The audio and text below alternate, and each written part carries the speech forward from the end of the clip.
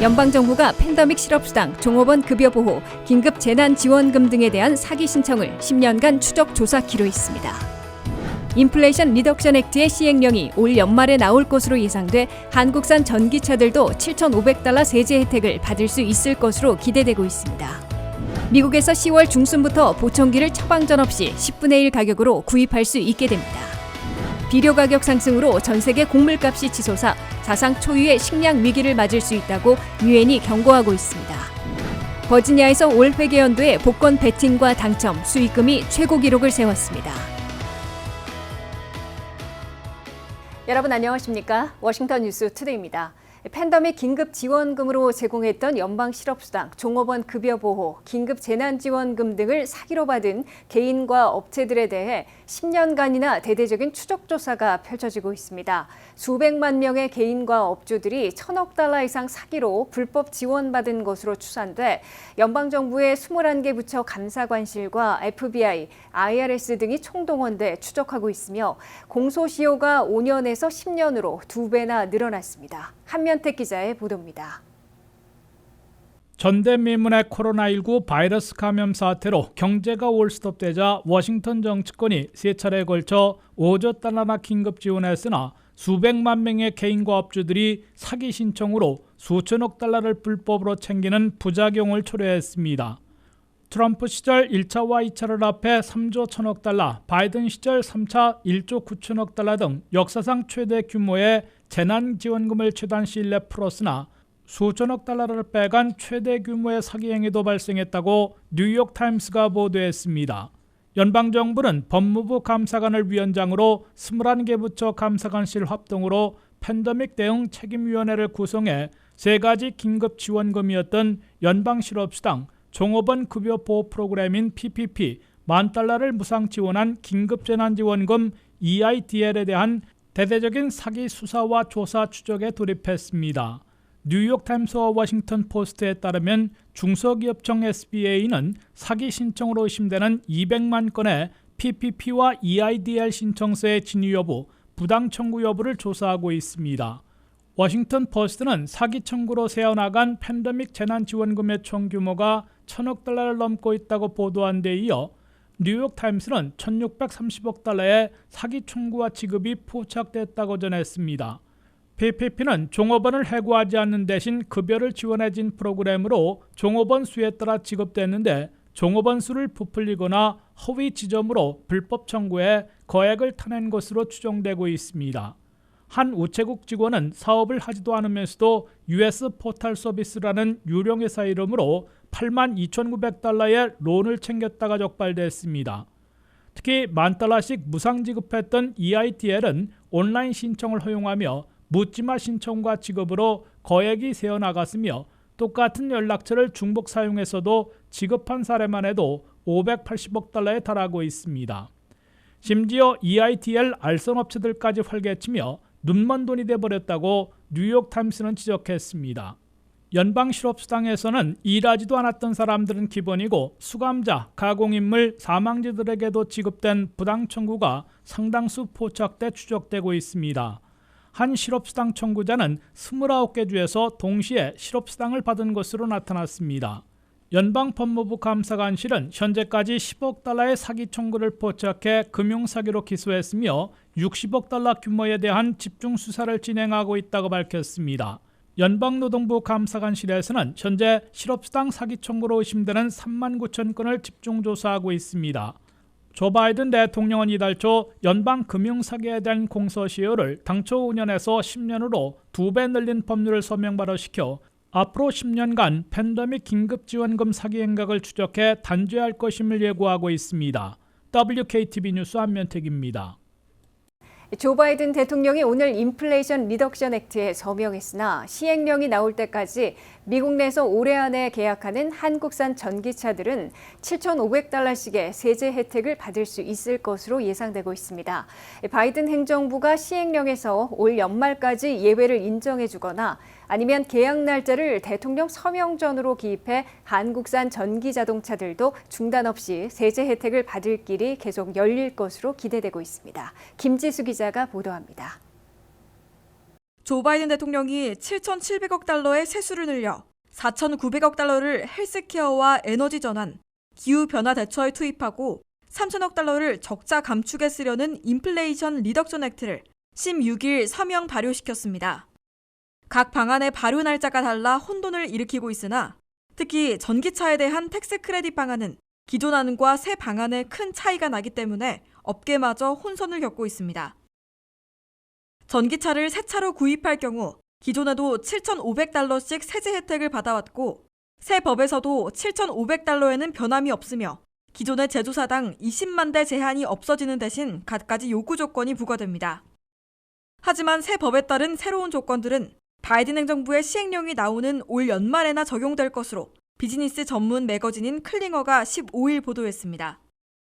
이에 따라 조 바이든 대통령의 서명 즉시 기존의 전기차 세제 혜택이 중단돼 북미 지역에서 생산할 때까지 장기간 피해를 볼 것으로 우려됐던 한국산 현대와 기아차의 전기차들도 올 연말까지는 7,500달러씩 텍스 크레딧을 받을 수 있을 것으로 예상되고 있습니다. 비즈니스 전문 매거진인 클링어는 인플레이션 리덕션 액트에 들어있는 전기차에 대한 세제 혜택이 크게 변하게 되지만 시행령이 나와야 명확하게 적용된다며 행정부의 시행령은 올 연말에나 나올 것이라고 내다봤습니다. 시행령이 나와야 구체적으로 새 방안이 적용되기 때문에 새 법에 따라 중지되는 한국산 전기차에 대한 7,500달러의 세제 혜택은 올 연말까지 계약하면 계속 받게 될 것으로 유권 해석되고 있습니다. 클링어 매거진은 구체적인 방법까지 언급하지는 않았지만 현재 전기차들이 인도되는 데 시간이 걸리고 있기 때문에 딜러에서 계약 날짜를 올해 안 또는 대통령 서명일 이전으로 기재하면 기존의 텍스 크레딧을 이용할 수 있게 될 것으로 시사했습니다. 비슷한 방법으로 부유층이 승용차의 경우 5만 5천 달러, SUV와 밴, 픽업 트럭의 경우 8만 달러 이상 되는 고가의 전기차를 구입하려 할 때도 올 연말 안에 계약하면 제한이 없었던 기존의 방안대로 세제 혜택을 활용할 수 있을 것으로 보입니다. 다만 새 법이 완전 적용되는 2023년 1월부터는 소득과 차 가격, 북미 지역 생산 전기차와 배터리 원자재와 요소 제한 등 요구 조건을 모두 충족해야 합니다.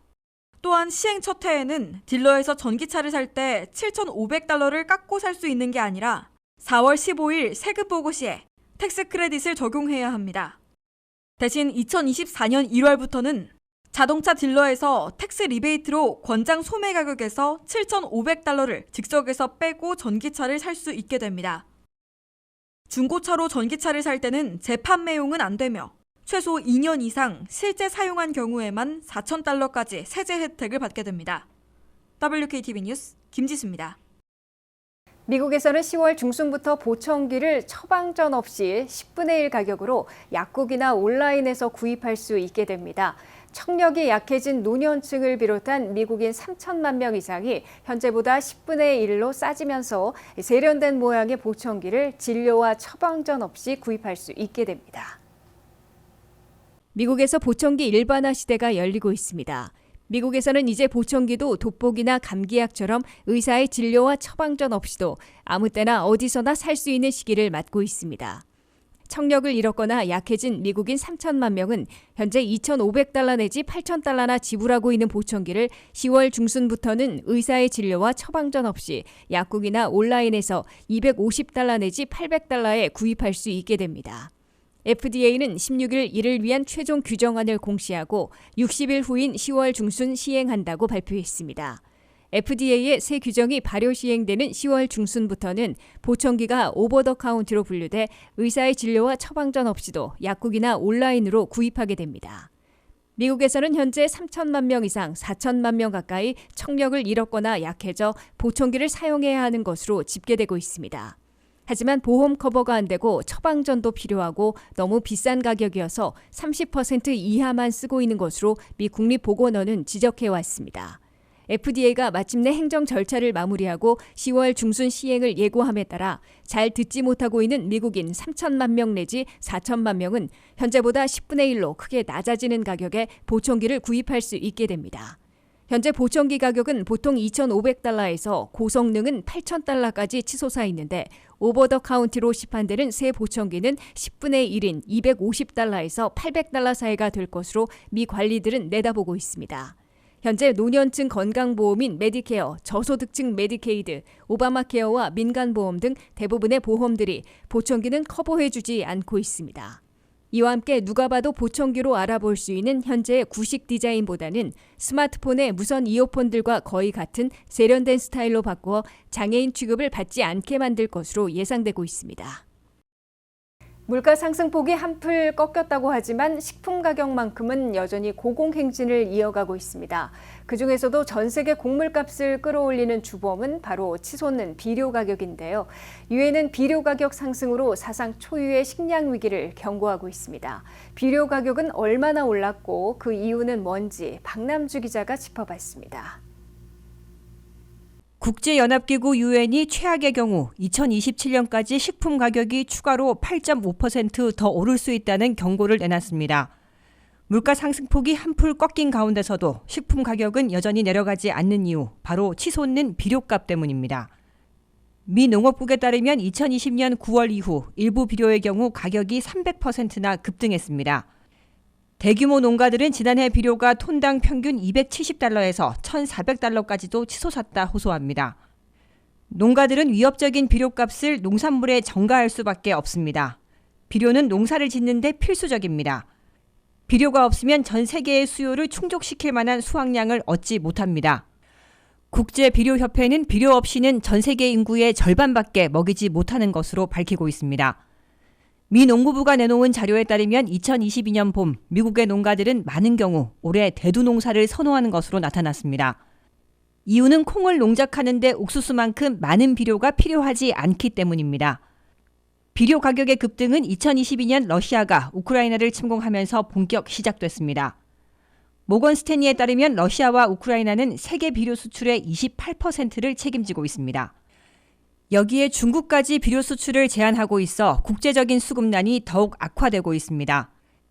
비료 가격 상승은 농산물 가격을 높이는 것뿐만 아니라 축산물과 식료품, 음식 가격에도 영향을 주는 것으로 나타났습니다.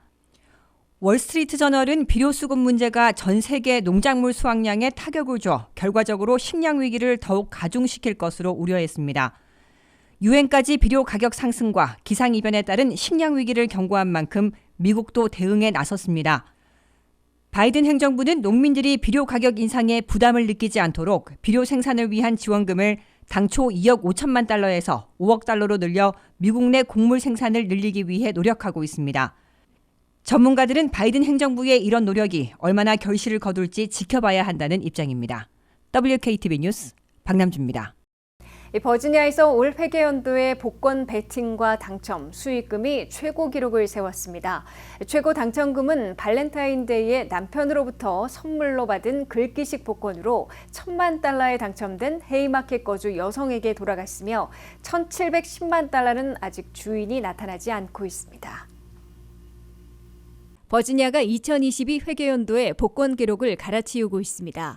2022 회계연도 한 해 동안 버지니아에선 주민들이 37억 5천만 달러를 복권에 베팅했습니다. 그중에서 26억 7천만 달러가 당첨금으로 지급됐습니다. 올해 버지니아 복권 베팅이나 당첨금은 모두 최고 기록을 세운 것입니다. 최고의 당첨금은 한인들도 많이 살고 있는 프린스 윌리엄 카운티 헤이마켓에서 나왔습니다. 헤이마켓에 사는 한 여성은 남편으로부터 발렌타인데이 선물로 글귀식 즉석 복권을 받았는데 1,000만 달러에 당첨됐고 올 회계연도 버지니아 복권 중에서 최고의 당첨금으로 선정됐습니다. 100만 달러 이상 횡재한 당첨자들도 38명에 달한다고 복권국은 밝혔습니다. 버지니아 복권 당국이 올린 올해 수익은 7억 7,960만 달러로 이 역시 최고치를 기록했습니다. 이런 복권 수익은 전액 킨더가든에서 12학년까지의 공립학교 재정에 투입되는데 전체 공립초중고등학교 재정의 10%를 차지하고 있습니다. 그러나 버지니아의 복권 당첨금 가운데 1,710만 달러나 아직 주인이 나타나지 않고 있습니다. 이것도 사상 최고의 기록을 세운 것입니다. 당첨금을 찾아가지 않을 경우 버지니아주의 리터러리 펀드에 귀속돼 공립학교 시설 개선에 저리로 융자해주게 됩니다. 이와 함께 버지니아 복권 당국은 당첨금 가운데 600만 달러를 당첨자들에게 지급하지 않고 압류했습니다. 이혼 후 자녀들에게 지급하기로 약속하고 이행하지 못한 차일드 서포트와 각종 정부에게 빚지고 있는 미납금과 벌금 등을 주 법률에 따라 압류한 것입니다. 하지만 버지니아에서는 수천만, 수억 달러까지 올라가는 전국 단위의 파워볼이나 메가밀리언 등의 복권 당첨자는 자주 나오지 않고 있습니다. 파워볼이나 메가밀리언 당첨자는 상대적으로 메릴랜드에서 더 많이 나오고 있습니다.